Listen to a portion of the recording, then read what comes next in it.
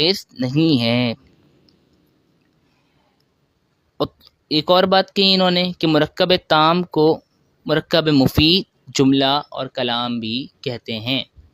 تو ہم نے یہاں تک یہ جانا کہ کلمہ کیا ہوتا ہے، کلام کیا ہوتا ہے۔ کلمہ ہم نے جان لیا کہ اکیلے موضوع لفظ کو کلمہ کہتے ہیں، مفرد کہتے ہیں، اور کلام کسے کہتے ہیں کہ جس مرکب میں بات مکمل سمجھ آ جائے وہ کلام ہوتا ہے، اور اسی کو جملہ بھی کہتے ہیں، اسی کو مرکب تام بھی کہتے ہیں۔ جملے کی اقسام: جس جملے کا پہلا جز اسم ہو اسے جملہ اسمیہ کہتے ہیں۔ اب یہاں جملے کی اقسام کی بات آ گئی، اوپر سے پوری بحث ہم نے پڑھ لی، پھر ہمیں پتہ چل گیا کہ جملہ کیا ہوتا ہے، جس مرکب میں بات مکمل ہو جائے وہ جملہ کہلاتا ہے۔ اب جملے کی اقسام بیان کر رہے ہیں۔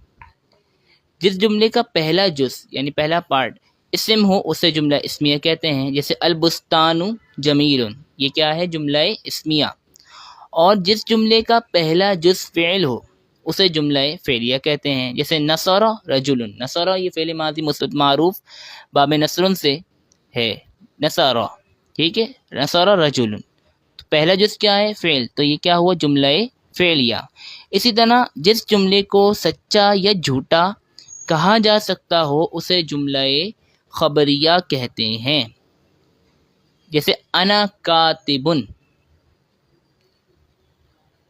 تو اس جملے اس کا سمجھ لینا تعریف کو۔ جملہ خبریہ کیسے کہتے ہیں، جس جملے کو سچا یا جھوٹا کہا جا سکتا ہو۔